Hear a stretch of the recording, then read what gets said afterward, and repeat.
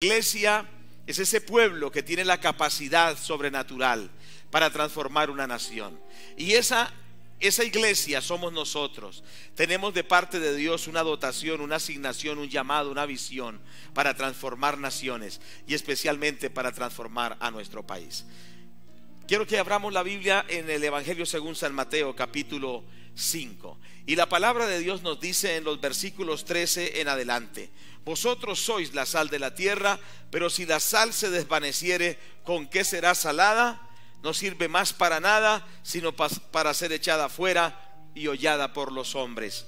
Vosotros sois la luz del mundo. Una ciudad asentada sobre un monte no se puede esconder, ni se enciende una luz y se pone debajo de un almud, sino sobre el candelero y alumbra a todos los que están en casa. Así alumbre vuestra luz delante de los hombres, para que vean vuestras buenas obras y glorifiquen a vuestro Padre que está en los cielos. Amén. Bendito el nombre de Dios. La palabra de Dios nos dice que la iglesia es influencia. Diga conmigo: la iglesia es influencia. Y es importante entender que en este texto nos dice que la iglesia es sal, la sal del mundo. ¿Para qué es la sal? Entre otras cosas, para dar sabor, por supuesto, pero en segundo lugar, para preservar los alimentos. Cuando no había refrigeración se usaba mucho la sal, y todavía se usa en algunos contextos, porque la sal impide que las carnes, los pescados y los alimentos se descompongan. Nosotros estamos aquí en Colombia y en los diferentes lugares del mundo porque a través de nuestra influencia benéfica impedimos que Colombia se corrompa totalmente. Somos un factor de preservación. ¿Cuántos me están escuchando? Cuando usted guarda su testimonio como esposo, como empleado, cierto que sí, como profesor, como profesional, como comerciante, como ciudadano, y vivimos los principios de la palabra de Dios, estamos impidiendo que Colombia se descomponga. Somos ese factor que ayuda a que Colombia se mantenga en los principios y valores y que no sea una sociedad que se destruye por la inmoralidad, por la corrupción. Somos muy importantes para Colombia. Usted tiene que hoy salir de este lugar entendiendo eso. Nosotros no solo somos un grupo más religioso, nosotros somos influencia positiva para Colombia. También otra figura que se usa aquí: somos la luz del mundo. Y aquí se está refiriendo a esa luz que se coloca en un lugar alto y alumbra a todos los que están en casa. Y la aplicación que la palabra de Dios hace respecto a la luz es: así alumbre vuestra luz delante de los hombres, para que vean vuestras buenas obras y glorifiquen a vuestro Padre que está en los cielos. Entonces, como luz tiene una implicación y una connotación de hacer buenas obras. La iglesia cristiana tiene que hacer buenas obras. ¿Cuántos sabían eso? Nosotros somos salvos por fe, no por obras, dice el apóstol, para que nadie se gloríe. Efesios 2, 18 al 10. Pero dice que somos creados en Cristo Jesús para buenas obras, las cuales Dios preparó de antemano para que anduviésemos en ellas. O sea, no somos salvos por obras, pero somos salvos para buenas obras.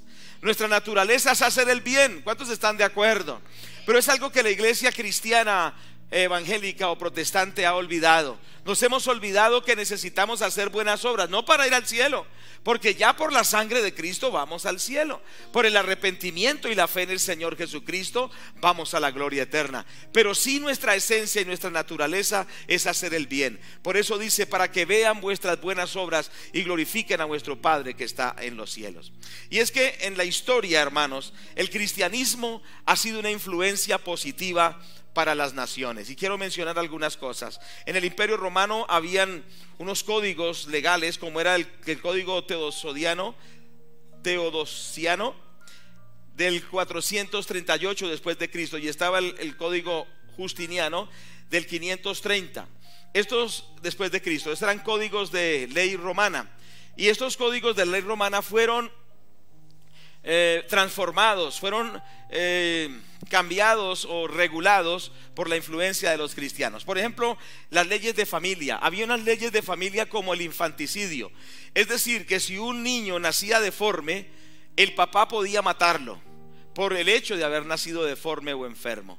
Entonces la ley le daba a los romanos la autonomía de matar a sus hijos si nacían deformes, pero también la ley le daba la autonomía, si nacía una niña, Y si no quería una niña, porque en el Imperio Romano las mujeres eran muy menospreciadas, los que valían eran los varones. Por eso quiero enfatizar que el cristianismo lo que ha hecho es dignificar a la mujer. El cristianismo lo que ha hecho es levantar a la mujer y ponerla en un lugar de honra, como lo vamos a ver más adelante. Pero en el Imperio Romano los cristianos influenciaron porque si nacía una niña la colocaban en un lugar donde se moría de hambre y de frío, la dejaban allá que muriera. Y esas eran las leyes romanas. Pero el cristianismo empezó a entrar y afectó las leyes romanas, de tal manera que estas leyes hacia los hijos fueron cambiadas, ¿cierto que sí? Y al cambiarse esas leyes hubo más justicia en el Imperio Romano. Déjeme decirle que la influencia del cristianismo fue tan tremenda en el Imperio Romano que, siendo los cristianos solo un 10.5%, transformaron a todo un imperio de 500 años. Porque es que los principios y valores de la palabra de Dios, cuando los ponemos en práctica en la sociedad, en la familia, en la educación y en todos los aspectos de la sociedad, tienen un poder transformador asombroso. Y entonces el Imperio Romano fue transformado por los principios de la palabra de Dios. Nosotros observamos también que hubo un hombre en la historia llamado Benigno.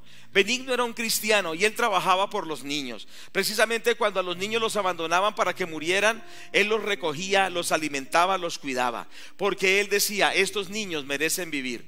Mas sin embargo, Benigno, precisamente por su forma benigna de ser, fue perseguido y fue hecho mártir por el Imperio Romano por hacer bien a los niños. El Imperio Romano era un imperio cruel, en el sentido de que solo le daban la vida a los fuertes, ¿cierto? Y los débiles debían morir. Pero los cristianos, ¿qué dijeron? El débil también merece vivir, ¿cierto que sí? Darle oportunidades. No porque esté enfermo lo vamos a matar, no porque sea débil lo vamos a matar. Entonces el cristianismo empezó a transformar la mentalidad y la legislación romana. Es que el evangelio es transformador. ¿Cuántos estamos de acuerdo con esto?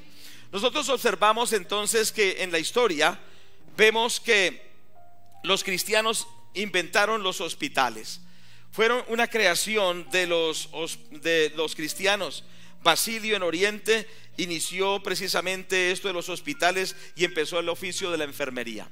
Porque en el Imperio Romano el que era malherido no era atendido por médicos.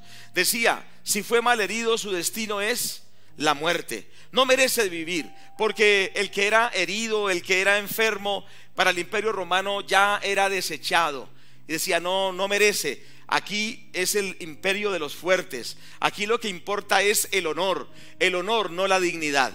Pero los cristianos empezaron a decir: aunque esta persona haya sido herida, merece vivir. Y aunque haya sido, digamos que quedó parapléjico, merece que lo sigamos cuidando, porque es una persona digna. Los romanos pensaban eran el honor lo tenía el fuerte, el honor lo tenía el que vencía, el honor lo tenía el que conquistaba en la batalla, pero no había el concepto de dignidad. Pero cuando entra el cristianismo, dice: todo hombre es digno ante los ojos de Dios, porque fue creado a la imagen y semejanza de Dios. Por eso entonces la dignidad humana no es un fruto del Imperio Romano ni de los griegos. La dignidad humana es un fruto de la palabra de Dios, que dice: cada persona merece respeto, cada persona merece ser ayudada, merece ser bendecida, porque fue hecha a la imagen y semejanza de Dios. Qué hermosa es la palabra de Dios. Cuando los principios de la palabra de Dios permean la sociedad, verdad, puede cambiar, ¿cierto que sí? Y todos esos paradigmas paganos pueden ser quitados, porque los cristianos empezamos a hacer influencia en los diferentes lugares. Qué importante es entender que los esclavos empezaron a ser atendidos por los cristianos, porque usted sabe que los esclavos eran como un animal, un objeto, se podía vender o comerciar con ellos, pero los cristianos fueron los que empezaron a cuidar a los esclavos. ¿Quién iba a cuidar a un esclavo si no valía nada? Era alguien que era como un animal. Pero los cristianos decían: este esclavo fue hecho a la imagen de Dios y merece también que lo cuidemos. ¿De dónde vienen esos conceptos que transformaron? ¿De dónde vienen esas ideas? De este bendito libro que se llama la palabra de Dios. Hoy los secularistas atacan este libro, pero no saben que los derechos que ellos tienen para hablar, los derechos que ellos tienen para expresarse y los derechos que ellos tienen precisamente para tener libertad de expresión, salieron de este bendito libro. Porque donde ha llegado la palabra de Dios hay libertad de expresión. Donde ha llegado la palabra de Dios hay dignidad para el hombre, hay dignidad para los niños y hay dignidad para las mujeres. Las primeras escuelas para mujeres las crearon los cristianos.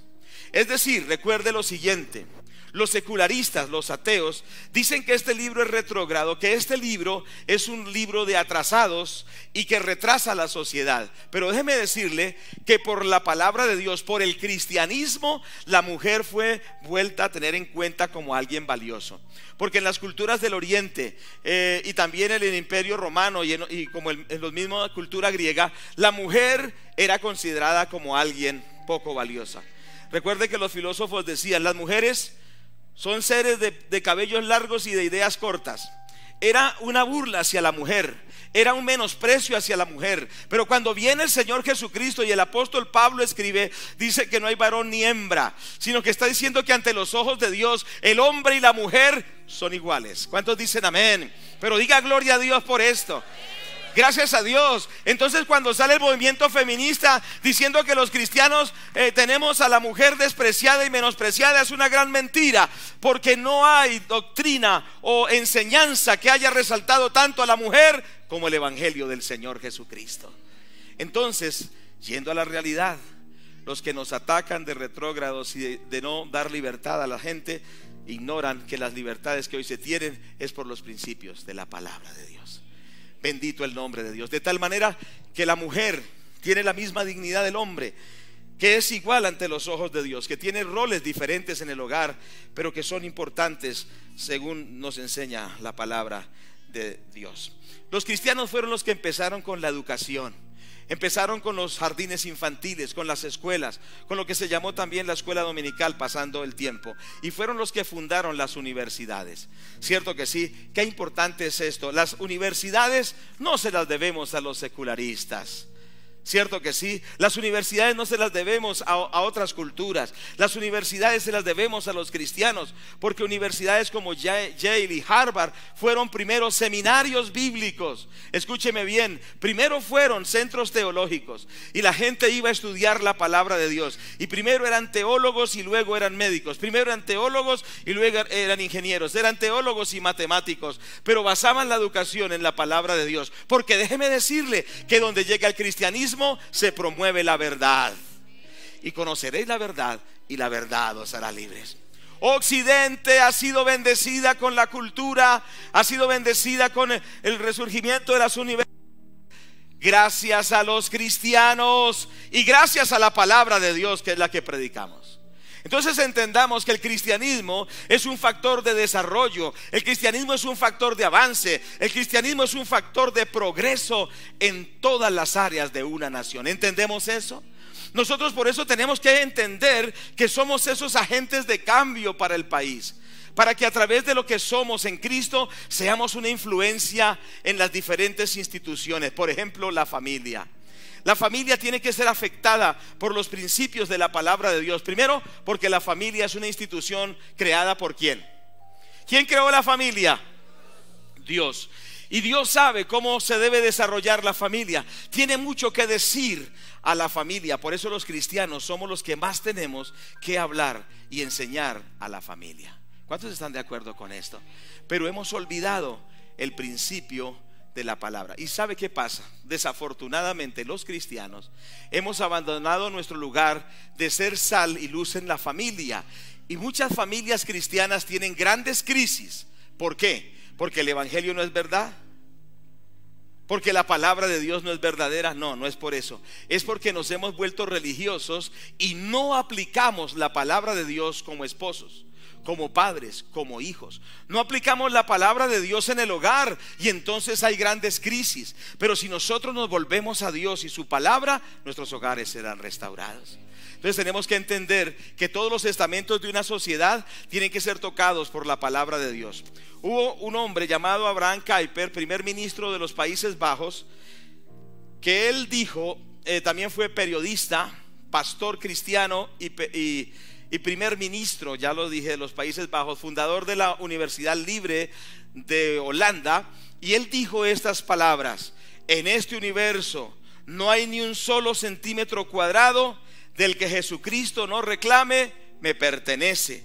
¿Qué es lo que dijo Abraham Kuyper? Que no hay ni un centímetro cuadrado en el cual el Señor no diga, me pertenece. O sea que todo le pertenece al Señor Jesucristo. ¿Cuántos están de acuerdo con esto? Todo le pertenece al Señor. Por eso tenemos que trabajar por la institución de la familia, pero tenemos que trabajar también por la educación. Tenemos que trabajar en los medios de comunicación. Tenemos que trabajar en todos los aspectos de la sociedad, porque no hay ni un solo centímetro cuadrado del cual Jesucristo no diga que le pertenece a Él. Y hoy específicamente quiero enfocarme en el área del gobierno. Diga conmigo, área de gobierno. Yo quiero preguntarles a ustedes, ¿la institución del gobierno es una institución divina o diabólica? Bueno, vamos a mirar por qué. Primero, la institución de la familia es de Dios, ¿cierto? Dios instituyó la familia en Génesis. La institución de la iglesia es también ideada por Dios. Podemos ver Mateo 16, 18. O sea, la familia y la iglesia son instituciones divinas. Y el gobierno también. Nosotros vemos en Romanos capítulo 13, versículo 1, la palabra de Dios nos dice de la siguiente forma: sométase toda persona a las autoridades superiores, porque no hay autoridad sino de parte de Dios, y las que hay por Dios han sido establecidas. O sea que el gobierno civil es una institución de Dios. Esto es muy importante. El gobierno civil es una institución de Dios. Cuando hablamos de gobierno, estamos hablando también de política. Ahora, cuando hablamos de gobernar, muchos dicen, no hablemos de esto. Esto no se debe tratar en un púlpito. No se debe hablar de cuestiones políticas en un púlpito. No se debe hablar de gobierno en un púlpito. Pero ¿a usted quién le dijo que no? Recuerde que la iglesia es la columna y el fundamento de la verdad. Y la iglesia es el fundamento y columna de la verdad. Y la iglesia tiene que enseñar todas las verdades de la palabra de Dios en todos los aspectos de la vida cotidiana, de la vida de una nación. La iglesia tiene que tener un mensaje para los educadores, para la familia, para los empresarios, pero también para los gobernantes. ¿Cuántos creen que en este libro hay mucha enseñanza para los que gobiernan una nación? Muchísimo.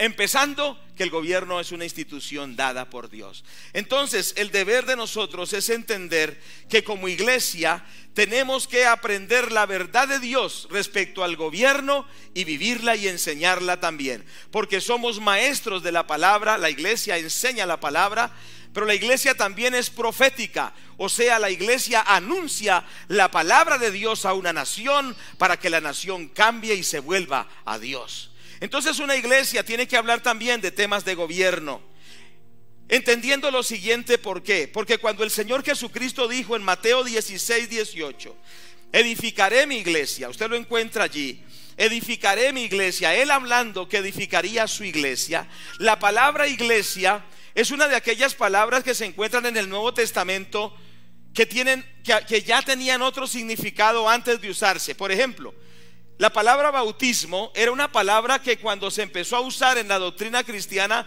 esa palabra ya existía. La palabra bautismo significa sumergido, sepultado. Cuando un barco se hundía, se decía que había sido bautizado, porque había quedado sumergido bajo las aguas. ¿Cierto que sí? Entonces decía, fue bautizado. Pero luego en el cristianismo se toma esta idea esta palabra que ya se usaba, y se usa para el bautismo cristiano, que cuando alguien se convierte a Cristo hay que bautizarlo, hay que sumergirlo en las aguas y volverlo a sacar como un simbolismo de que ha muerto y ha resucitado con Cristo. Pero esa palabra ya existía. ¿Me hago entender? ¿Me estoy haciendo entender? Esa palabra ya existía, pero Cristo la trajo al contexto para que se tomara una nueva connotación. Lo mismo pasa con la palabra iglesia. La palabra iglesia ya existía en su tiempo y era la asamblea de los creyentes, era la asamblea, perdón, de los que gobernaban las ciudades griegas. La palabra eclesia es la palabra iglesia en el español. ¿Qué era la eclesia o iglesia? Cuando el Señor dice edificaré mi iglesia, vuelvo a recalcar, esa palabra ya existía y en la mente del Señor estaba la eclesia que existía ya. ¿Qué era una eclesia? Era una asamblea de gobierno, primero. Ella tenía la autoridad de designar a los magistrados de la ciudad. Ella tenía la última palabra en asuntos de leyes. Ella decía, esta ley entra o esta ley no entra. Tercero, la eclesia decidía en cuanto a cuestiones de guerra. Si iban a ir a la guerra, la eclesia decidía, vamos a la guerra, o decía, no vamos a la guerra. Pero no solo decidía sobre declarar guerra o no, sino que también decidía sobre las tácticas que se iban a usar y las estrategias de guerra que se iban a usar. Eso lo decidía la eclesia. Pero no solo las tácticas y las estrategias, también decidía qué generales pelearían sus guerras. Ellos decían, este general irá, este irá, este irá, y estos otros no irán. Eso lo decidía la eclesia. También la eclesia llamaba a los gobernantes a dar cuentas. Es decir, los gobernantes que ellos designaban tenían que dar cuentas a la eclesia. Ahora les pregunto, ¿la eclesia tenía autoridad o la iglesia tenía autoridad, sí o no? Exactamente que sí. Y en eso estaba pensando el Señor Jesucristo cuando dijo, edificaré mi iglesia. Estaba pensando en un grupo de gente de autoridad. Estaba pensando en un grupo de gente de influencia. Estaba pensando en la gente que le daría forma a las naciones. Estaba pensando en gente no solo que se reúne a cantar los domingos, sino gente que a través de su oración, de su ayuno, de su predicación, de su testimonio, de su trabajo, de su servicio, cambiarían las naciones.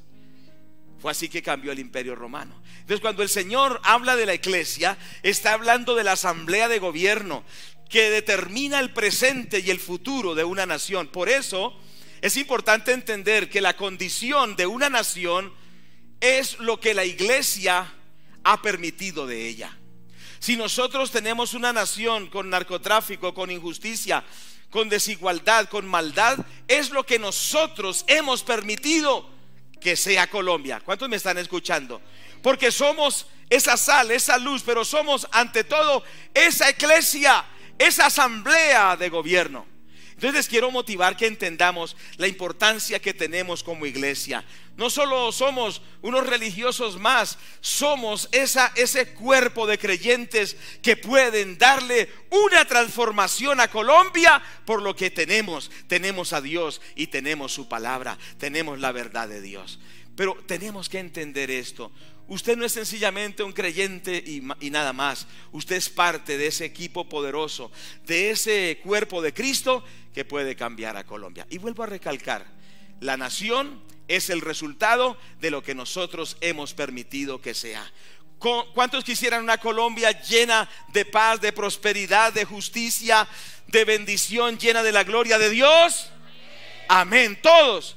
Pero tenemos que participar. Tenemos que trabajar en eso para que Colombia sea diferente. En otras palabras, el futuro de la nación está en el tipo de iglesia que somos nosotros. Cuando usted observa naciones que han caído en gran desgracia, observa que la iglesia de aquel país era iglesia indiferente, iglesia secularizada, mundanalizada, iglesia que no sabían ni dónde estaban y para qué estaban. Y entonces la maldad entró en esos países y sucedieron cosas tan tremendas. Cierto que sí, como cuando, por ejemplo, pensando en la historia, cuando Adolfo Hitler tomó el poder. Cierto que sí, todos dijeron, él va a hacer que Alemania sea un país poderoso, reconocido. Pero este hombre llevó a millones a la muerte. ¿Y quiénes fueron los que lo apoyaron? Los pastores y las iglesias. Tremendo eso, cierto que sí. Los mismos pastores dijeron, este es el hombre que Alemania necesita, y motivaron a las iglesias para que apoyaran a Adolfo Hitler. Y la miseria, 60 millones de muertos por este hombre. Pero la iglesia, que hizo sencillamente, no hizo su labor de ser sal y ser luz y también de hacer oír la voz de Dios. Hay un ejemplo en Alemania, un hombre, un pastor llamado Dietrich Bonhoeffer. Él fue uno que tuvo discernimiento y él dijo: no, a este loco no lo podemos apoyar. Pastores, reflexionen, entiendan que esto no puede ser así, no podemos hacerlo, cuidado. Y sabe una cosa, él fue objeto de persecución. El sistema nazista lo llevó a la cárcel y lo mató, es decir, lo ahorcó. Pero él fue un profeta de Dios. ¿Cuántos me están escuchando? Hoy se necesitan pastores y líderes que le anuncien a Colombia que Colombia está en peligro. Digan algo. Y que estemos alerta, porque esa es la labor de los ministros del Señor. Mire, la labor de los siervos de Dios es ser atalaya sobre los muros. Isaías 62, 6 y 7. Yo sé que este mensaje usted dice: pero ¿qué? Estos mensajes casi nunca se dan, ¿cierto? Pero llegó el momento de dar este mensaje. Es el momento que nosotros entendamos que los pastores también estamos cumpliendo una labor profética para advertirle a la nación y a la iglesia de Colombia que estamos en un peligro. Por eso dice Isaías 62, 6 y 7: sobre tus muros, oh Jerusalén, he puesto guardas todo el día y toda la noche, no callarán jamás. Los que os acordáis de Jehová, no reposéis ni le deis tregua hasta que restablezca Jerusalén y la ponga por alabanza en la tierra. Los ministros de Dios, los pastores, los predicadores, los siervos de Dios, somos atalayas sobre los muros, para poder ver el peligro que se avecina sobre Colombia y decir: Colombia, despierta, Colombia, está alerta, porque estás a punto de algo muy grave. ¿Cuántos me están escuchando? Entonces tenemos que ser atalayas sobre los muros. Un historiador llamado Alexander Tocqueville, y él hizo una investigación, y él investigó por qué los países protestantes eran ricos, prósperos, y por qué los países católicos romanos eran pobres. Y usted no nota esto en la historia. Usted ve que las naciones que adoptaron la reforma protestante prosperaron y crecieron y avanzaron, pero las naciones que negaron la palabra de Dios y siguieron la tradición romana se quedaron en la pobreza. ¿Y qué descubrió este hombre? Él descubrió y escribió lo siguiente: la fuente de la grandeza y la libertad de estos países descansa en sus iglesias. Digan algo. O sea que la prosperidad de una nación descansa sobre la iglesia cristiana. Bueno, no dicen nada, pero que Dios los ayude. La fuente de la grandeza y libertad de estas naciones descansa en sus iglesias. Sin embargo, no en cualquier iglesia, sino en aquellas en las que los púlpitos están encendidos de justicia y cuyos mensajes cubren todos los aspectos de la vida. Lo que quiere decir es que en el púlpito también hay que hablar de estos temas. ¿Cuántos dicen amén?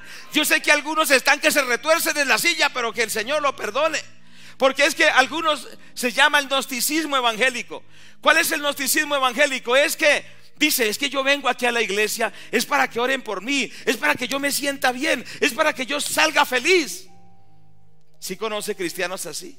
Y dice: y si van a hablar de los problemas de Colombia, yo no vuelvo, porque yo voy es para que me hagan sentir feliz.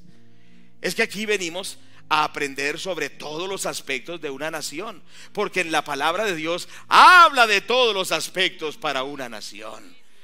La verdad no es solo para unas cosas y para otras no. La palabra de Dios habla acerca de estos temas de gobierno.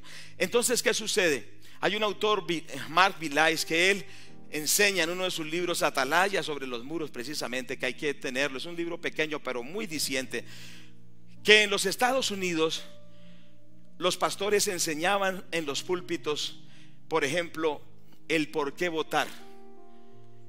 ¿Qué características debía tener uno por el cual debíamos votar? ¿Cómo es el gobierno según Dios? ¿Cuántos estuvieron la semana pasada con el doctor Stephen McDowell? ¿Cuántos les gustó esa enseñanza? Cierto que sí, y son cosas que se tienen que abordar en estos tiempos, sobre todo en este momento crucial que estamos nosotros. Entonces entendamos lo siguiente, que estos temas deben tratarse y los pastores debemos ser los que enseñamos estos temas para crear una conciencia bíblica. sobre lo que es el gobierno, sobre lo que es la voluntad de Dios en cuanto a estas cosas, áreas que tienen que ver con lo civil, con lo social, con lo gubernamental. Tenemos nosotros que afectar todos los aspectos de la vida de una nación. Bueno, vamos a entrar entonces un poquito más en materia. Esta enseñanza está en este folleto. Quizá no la alcancemos a ver toda. Si usted necesita esta enseñanza, afuera hay unos hermanos que están distribuyendo este folleto. Pero entendamos lo siguiente: Colombia hoy está en peligro. ¿Cuántos me están oyendo? ¿Por qué? Vamos a mirar algunos aspectos. Porque hoy más que nunca las ideologías antidios se están tomando a Colombia. Una de esas ideologías antidios se llama el secularismo. El secularismo es el movimiento que dice que Dios no existe o que Dios ha muerto. Como dijo Antanas Mockus, la sociedad tiene que entrar en el proceso del secularismo, porque Dios ha muerto y no nos habíamos dado cuenta. Dice él, no nosotros. Entonces el secularismo es el que dice que Dios se murió. ¿Cuántos creen que Dios se murió? Él está vivo, pero póngale ánimo. Si está vivo, pero si está vivo, los que lo seguimos también estamos vivos. Diga, Dios está vivo. Exacto. Entonces, qué importante entender esto. Pero en Colombia, las personas que quieren gobernar quieren proclamar el secularismo, que Dios está muerto y que no nos habíamos dado cuenta. O sea, quieren borrar a Dios del mapa en todo, en todo, en todo. Pero ¿quién tiene que proclamar que Dios está vivo? ¿Y quién tiene que demostrar que Dios está vivo? Usted y yo. Tenemos que proclamar a un Cristo vivo y demostrar a un Cristo vivo. ¿Cómo? Con milagros. Dice, estas señales seguirán a los que creen. Milagros de restauración de hogares, milagros de sanidad, milagros de conversión. Porque si Dios está vivo, tiene poder para hacer milagros. Dele gloria a Dios, pero póngale ánimo. Aleluya. Entonces tenemos que entender eso, amados hermanos. Hay ideologías que se quieren tomar a Colombia y la iglesia está pasiva. Pero cuando la iglesia se levanta y demuestra que Dios está vivo, por ejemplo, a través de esa fe, de esa conducta, de esa vida, pero también manifestando el poder de Dios, Colombia sabrá que Dios está vivo. Bueno, otras ideologías secularistas es la conocida ideología de género. Y esta ideología de género está tomando mucha fuerza en muchos países, aunque en otros países ya está siendo derrotada, como en Costa Rica. Alistemos los videos, Catalina, por favor, ya lo vamos a ver más adelante. Pero es importante entender lo siguiente: la ideología de género es una ideología antidios, porque dice, el niño no nace hombre, llega a ser hombre después. La niña no nace mujer, llega a ser mujer. Pero la Biblia me enseña algo diferente. La Biblia me enseña que Dios creó hombre y mujer, varón y hembra los hizo. ¿Cierto que sí? Si Dios creó un niño con el miembro varonil y sus genitales de varón, es porque Dios determinó y quiso que fuera un varón. No se ponga a inventar más cosas. Si la creó hembra con las características fisiológicas de hembra, Dios ha querido que sea una hembra. No es la decisión de él, ni de ella, ni de nosotros. Sencillamente así la creó Dios. ¿Cuántos dicen amén a esto? Entonces hay muchos demonios que se han desatado a través de filosofías, ideologías que quieren ir contra los principios de la palabra de Dios. Pero la palabra dice varón y hembra los hizo. ¿Qué sucede? La sociedad ha inventado nuevas modalidades, nuevos géneros, nuevas situaciones, y básicamente se ha llamado ideología de género. Tremendo eso. Después ahondaríamos más sobre eso porque el tiempo pasa. Pero también se está hablando de algo muy grave. Nosotros respetamos a la comunidad LGTBI, respetamos si ellos quieren ser gays, si quieren ser lesbianas, si quieren ser homosexuales. Eso es una decisión, está bien. Pero ¿qué pasa? Hoy esa minoría, que era el 1% hace poco tiempo, se ha metido en todos los estamentos, ¿cierto que sí? Y quiere esa minoría controlar a toda Colombia. Entonces, ¿qué observamos? Que se les han dado los derechos, por ejemplo, como a parejas de hombre y mujer, con los mismos derechos civiles para adopción de niños, para el matrimonio. Bueno, tienen sus derechos, pero ¿qué sucede? No solo quieren los derechos, sino quieren avasallar a los colombianos, no solo recibiendo derechos, sino controlarnos totalmente. Entonces ellos quieren que los respetemos, pero ellos no nos respetan. ¿Cuántos me están escuchando? Son gente agresiva, son gente violenta. ¿No ve, por ejemplo, cuando hubo esto, un bus, el bus de la familia? ¿Cuántos recuerdan esto? Y lo trajeron. ¿Y quiénes fueron los primeros en apedrearlo, en echarle huevos, en ensuciarlo? La comunidad LGTBI. Entonces la pregunta es: ¿quieres que respetemos tus derechos? ¿Por qué no respetas nuestros derechos como cristianos? ¿O es que nuestros derechos no tienen valor? Pero el problema está ahí. Exigen y activan y nos tienen que respetar, pero cuando se trata de que nosotros expresemos nuestros derechos, ¿qué tal que estuvieran en el poder realmente? Nos borrarían del mapa, porque ellos sí nos respetan esos derechos. Entonces Colombia está en una transición bastante peligrosa, y lo que más me preocupa ahora mismo, y voy a hablar un poco directamente y no quiero ofender a nadie, pero estas cosas hay que hablarlas, porque la palabra y la verdad hay que hablarla. ¿Y de dónde hay que hablarse eso? Desde los púlpitos. Digan amén. Porque por eso es que un país puede cambiar cuando en el púlpito se habla de cada tema. Se habla de la sexualidad libremente, claro, con respeto. Se habla de la economía, pero con los principios bíblicos. Se habla de la familia. Se habla de todo tema, porque no hay tema tabú en la palabra de Dios. Algunos dicen: no, eso no. Eso sí, también se debe hablar. Pero usted, entonces ya hemos visto, ¿el Estado, el gobierno, es bíblico o no es bíblico? ¿Fue establecido por Dios? Por supuesto que sí. Pero hay una situación que nos quieren imponer, y es el llamado socialismo del siglo XXI.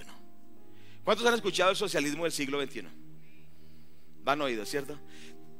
Es lo que implantó Chávez en Venezuela, y muchos quieren ser como Venezuela.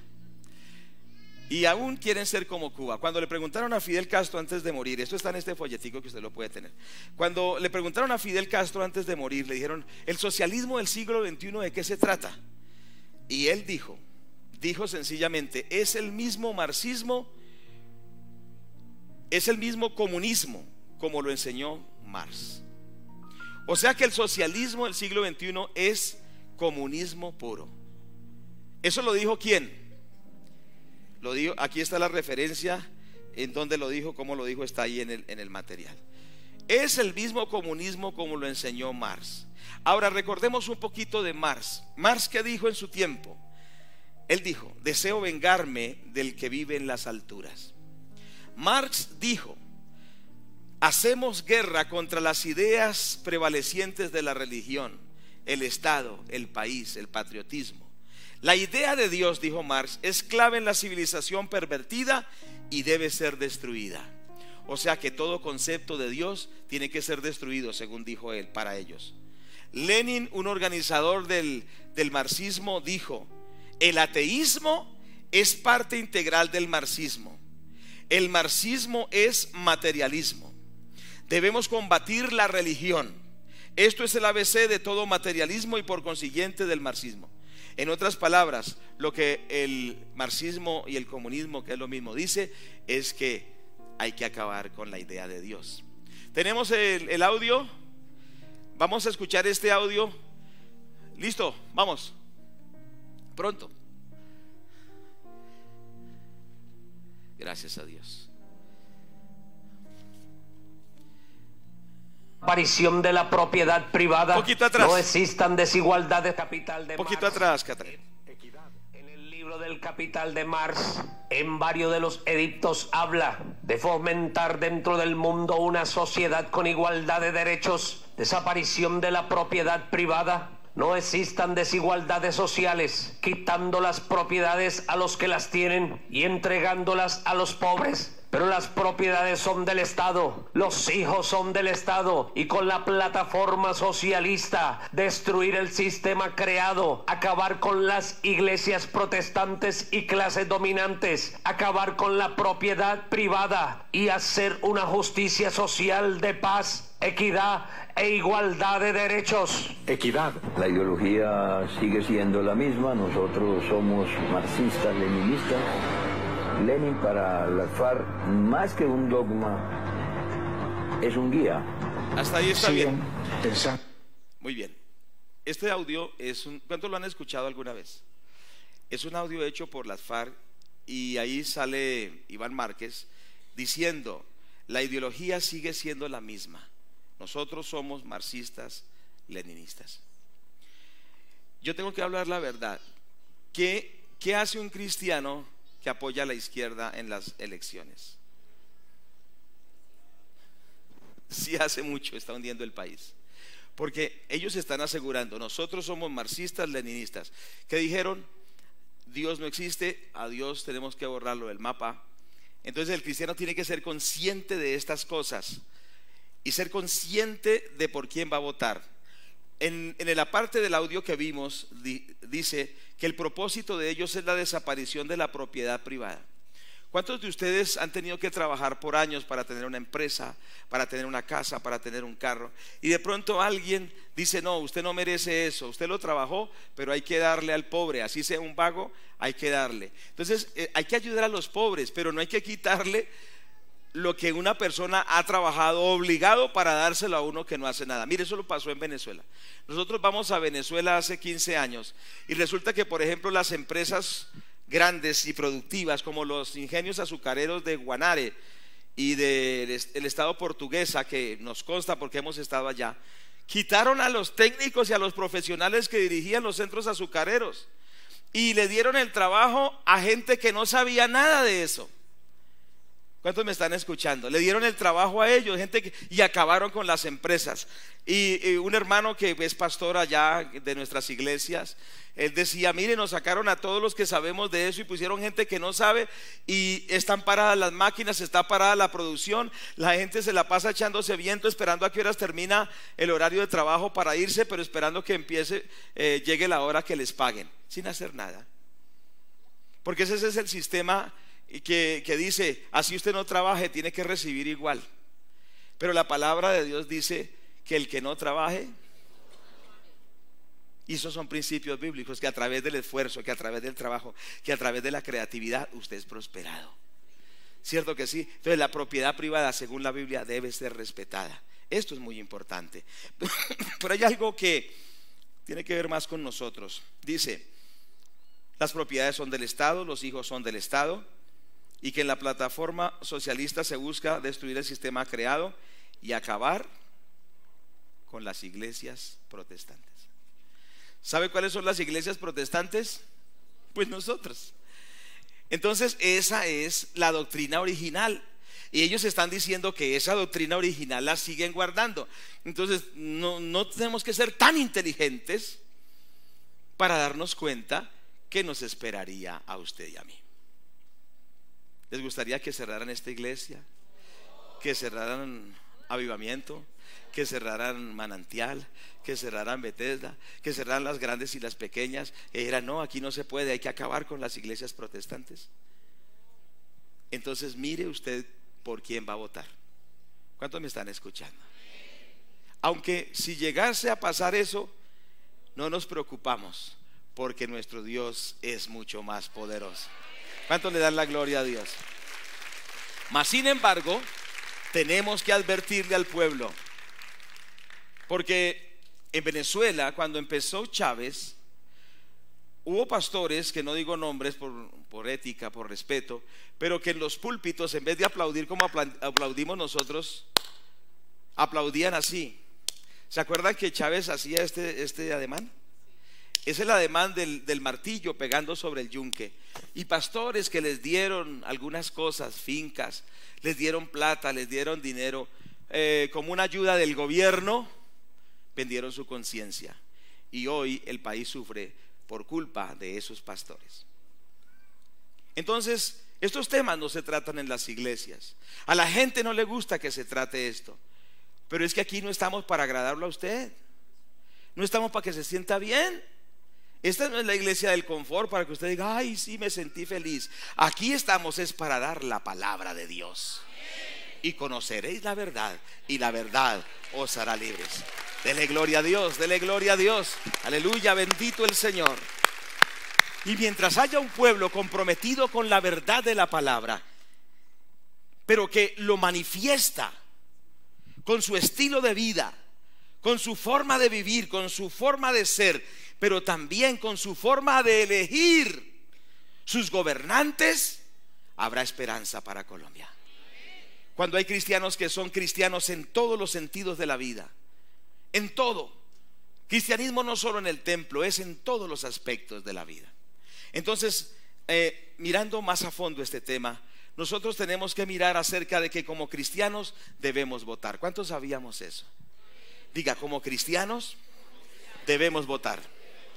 Vamos a ver algunas razones por las cuales votar. Primero, porque es el diseño de Dios.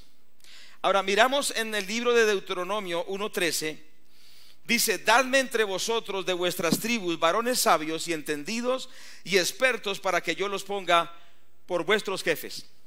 Aquí el Señor está hablando a través de Moisés al pueblo y le está diciendo, escójanme gente de sus tribus, gente sabia, gente experta y gente entendida, para que yo los ponga como sus mandatarios, como sus líderes, como sus representantes.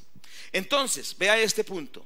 La elección de representantes para que nos gobiernen es una idea bíblica. No es algo aún, fue antes de la antigua Grecia que se habla de la democracia de Grecia. Es antes que eso. Dios lo estableció en el tiempo de Moisés, diciendo, escojan gente sabia, gente capaz, gente idónea para que los gobierne. O sea que el principio de elegir gobernantes, que hoy se llama voto, ya estaba en la Biblia. ¿Cuántos dicen amén? O sea que la elección popular de gobernantes, que se llama hoy democracia y que se manifiesta mediante el voto, ya existía en la palabra de Dios antes que la cultura griega. ¿Qué les parece esto?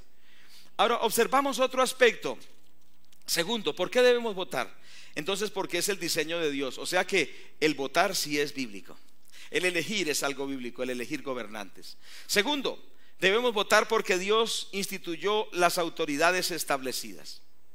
Ya lo habíamos leído en Romanos 13:1. Sométase toda persona a las autoridades superiores, porque no hay autoridad sino de parte de Dios, y las que hay por Dios han sido establecidas. Entonces, ¿qué nos dice la palabra de Dios? Que nos sometamos a las civiles también. Y las autoridades civiles de Colombia han determinado por la Constitución en el artículo 258 que el voto es un derecho y un deber ciudadano consagrado en la Constitución de Colombia. Como parte de esta nación tenemos que acatar esas normas y leyes constitucionales. Por eso, como cristianos, debemos votar. ¿Me estoy haciendo entender? Bueno, si está un poquito rápido, usted lo puede mirar en el folletico. Tercer aspecto, debemos votar porque tenemos doble nacionalidad. ¿Cuántos sabían que tenemos doble nacionalidad? Filipenses 3:20 dice, mas nuestra ciudadanía está en los cielos, de donde también esperamos al Salvador, al Señor Jesucristo. La Biblia dice que tenemos una ciudadanía en los cielos. ¿Cuántos somos ciudadanos del cielo? Todos nosotros los nacidos de nuevo. Es decir que nuestra patria es celestial. Tenemos ciudadanía celestial. Pero a su vez tenemos nacionalidad colombiana, los que somos nacidos en este país. Entonces, si nosotros somos ciudadanos colombianos, tenemos el derecho y la obligación de votar, porque no solo somos cristianos, somos también colombianos. Entonces, ¿qué pasa con los medios de comunicación? A nosotros nos miran como unos bichos raros, perdónenme la expresión, como un pueblo todo raro, como si fuera como unos animalitos raros que son los evangélicos. Pero lo que ellos no saben, que no somos animalitos, somos seres humanos, pero además somos ciudadanos de Colombia. con los mismos derechos y las mismas obligaciones. Somos ciudadanos colombianos. Y como ciudadanos colombianos tenemos el privilegio, pero también la responsabilidad de ejercer nuestro voto. Mire que esto es bíblico porque el apóstol Pablo, lo parafraseo, en Hechos 22, del versículo 25 al 29, dice que Pablo estaba predicando el evangelio y entonces lo apresaron por predicar la palabra de Dios. Y entonces lo estaban azotando, o sea, lo estaban golpeando y maltratando. Y entonces Pablo se indignó y le dijo al que lo estaba azotando: ustedes azotan a un ciudadano romano sin haberle hecho un juicio. Y entonces la autoridad que estaba ahí dice: yo soy ciudadano romano porque me costó mucha plata ser ciudadano, la compré. ¿Y usted? Pablo le dice: yo nací ciudadano romano, soy ciudadano por nacimiento. Y cuando escuchó esto, el tribuno se frunció y dijo: uy, ¿cómo así? Se dio cuenta que había cometido un atropello, porque a ningún ciudadano romano se le podía azotar sin haberle hecho previamente un juicio.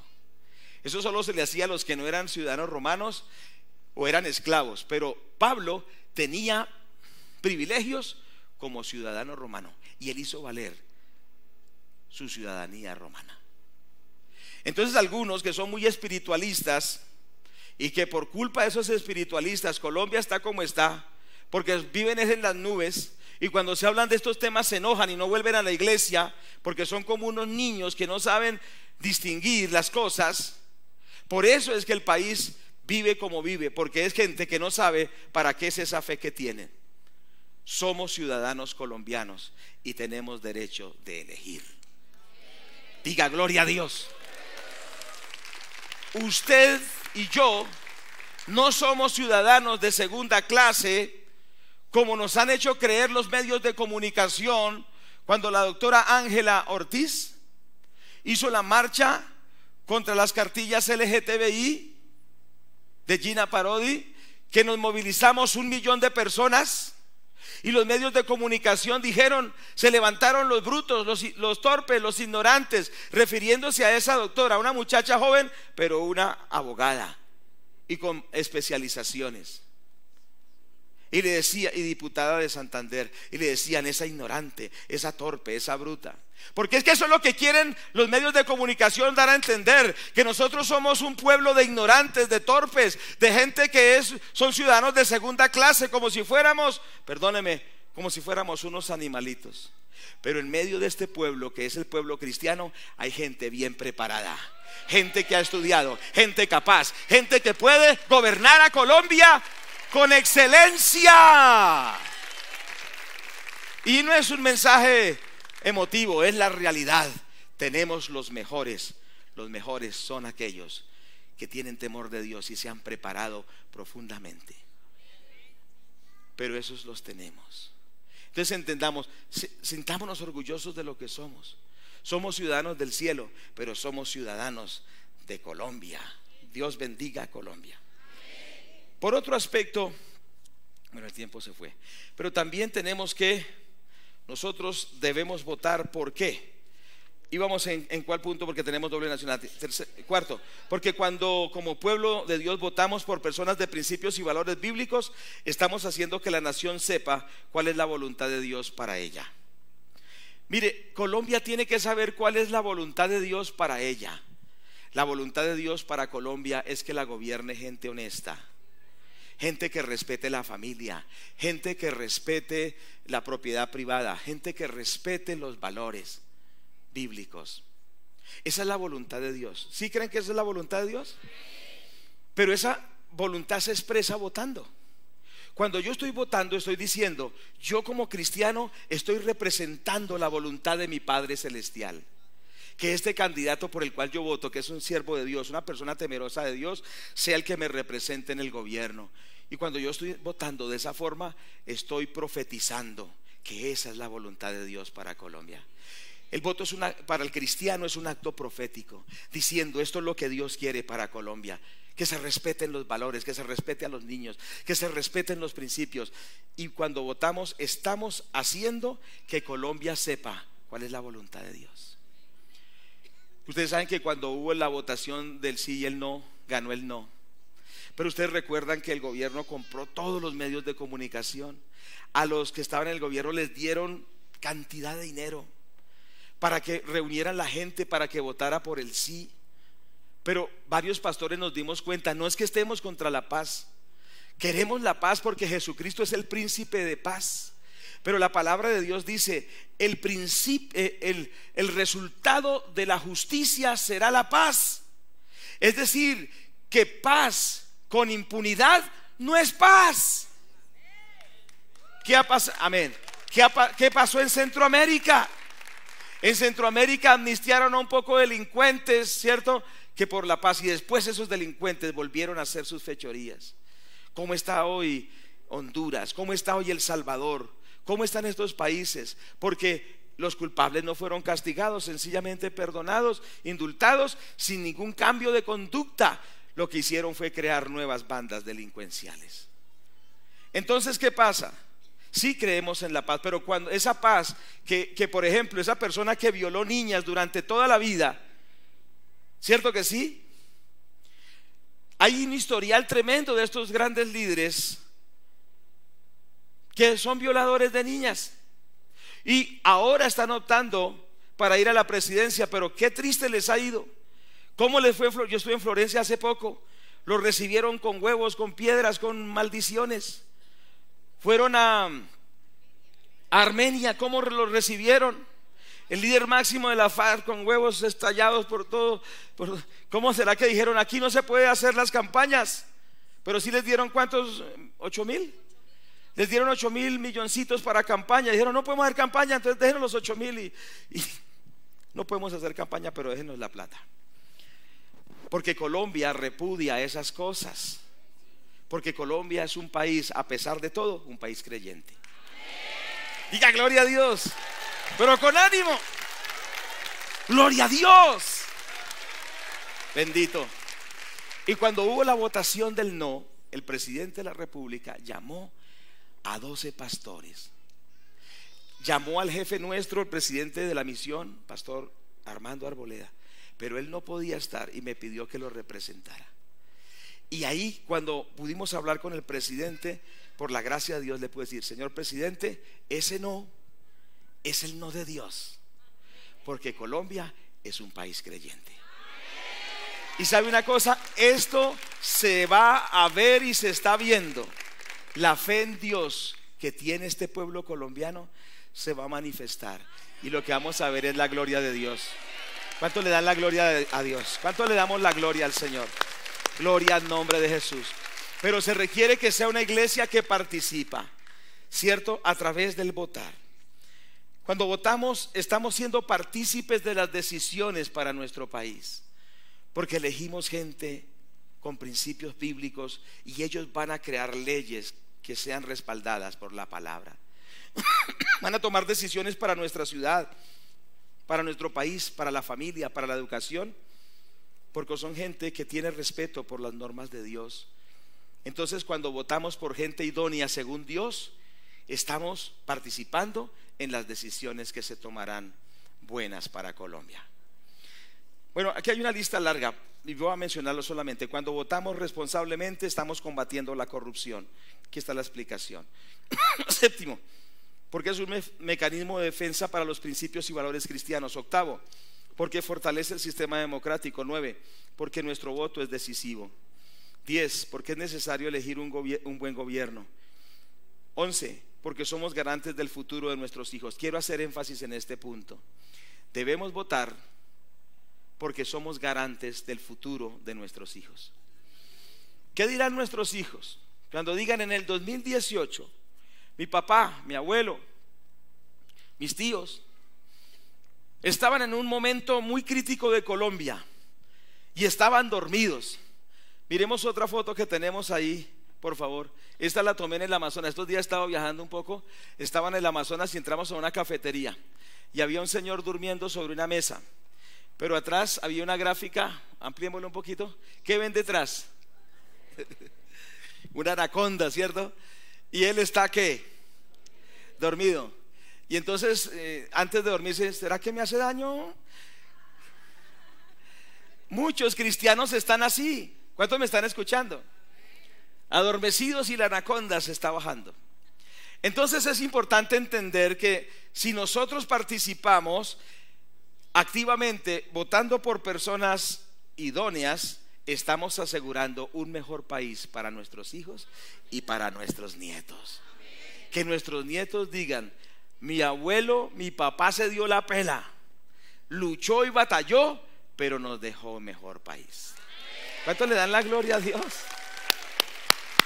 Amén. Pero qué triste sería que diga: mientras la anaconda bajaba, mi papá estaba dormido, mi tío estaba adormecido, y mire lo que hoy sufrimos. Hoy se está escribiendo el futuro de Colombia. Hermano, nadie puede ser indiferente. Todos tenemos que participar mediante la votación apropiada. Bendito el nombre de Dios. Bueno, aquí ya no puedo seguir más, pero aquí hay por quienes debemos votar. Aquí no les menciono ningún nombre en particular, solo unas características. Se las voy a mencionar brevemente.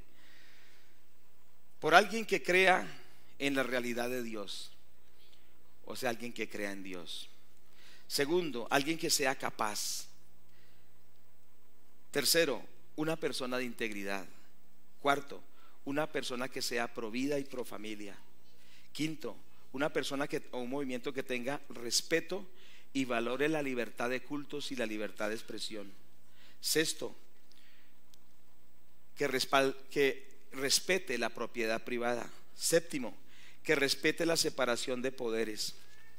Octavo, que garantice la elección libre de próximos gobernantes para que no se perpetúe en el poder. Noveno, que crea que la función del gobierno es proteger al inocente y castigar al delincuente, no un gobierno que se basa en la impunidad y premia al delincuente. Décimo, que promueva la iniciativa privada y la libre empresa. 11, que tenga opciones reales de ganar, de otra manera la votación se dispersaría. Bueno, es decir que tenemos que aprender aún cómo votar, y eso lo aprendemos en la iglesia. ¿Les gusta una iglesia así? Pues así tiene que ser. En la iglesia hay que tratar todos los temas, y hoy hemos tratado ese tema. Que Dios nos ayude y que Dios bendiga a Colombia. Padre, te damos gracias. Vamos a ponernos en pie. Padre, te damos gracias, te damos la gloria. Oremos. Padre, gracias, gracias Señor, gracias de la alabanza pronto. En el nombre de Jesús, Padre, te damos gracias. En el precioso nombre del Señor Jesús. Padre, hoy queremos rogarte por nuestro país. Hoy queremos pedirte, Señor, que tengas misericordia de Colombia. Vamos a ver este video, Catalina, y todos orando, una actitud de oración. Por favor. Fuerte el sonido. Desde el principio. Mucha atención. El pastor cristiano del Partido Restauración Nacional, Fabricio Alvarado, que en campaña defendió la vida y la familia, ganó la primera ronda de las elecciones presidenciales de Costa Rica, con el 24,7% de los votos. Disputará la presidencia en segunda vuelta con Carlos Alvarado, del oficialista Partido Acción Ciudadana, que obtuvo el 21,76%.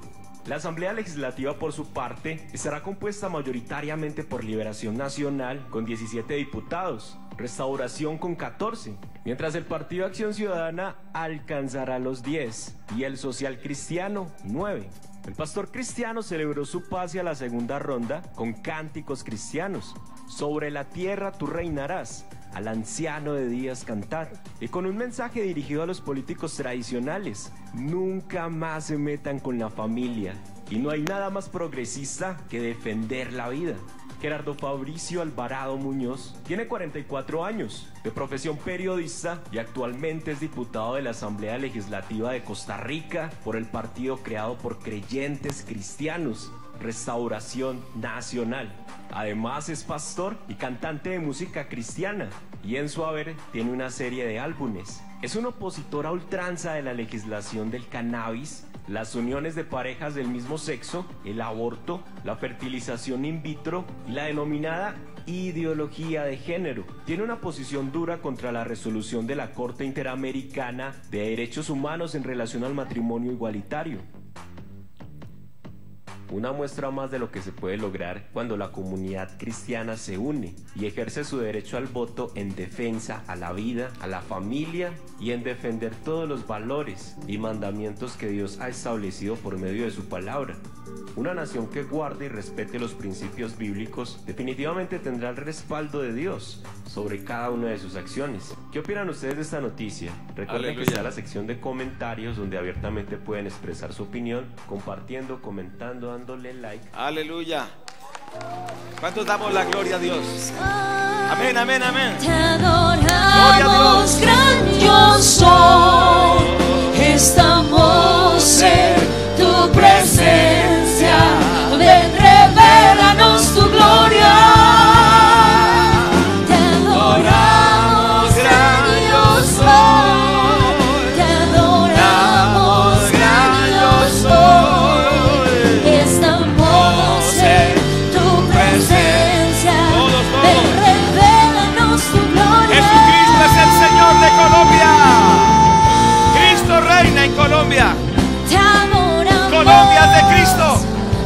Todos. Oh, sí. Estamos en tu presencia.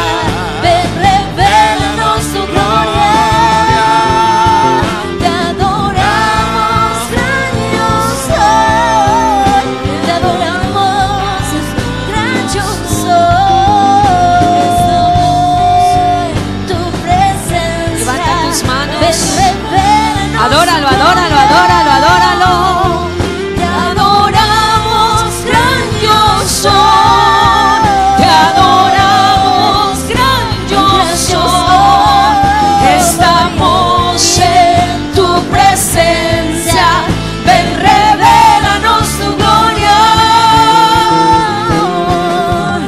Te adoramos. Te adoramos, gran yo soy. El gran yo soy, el que es, el que era y el que ha de venir, el eterno sobre Colombia. Dígale, Espíritu Santo.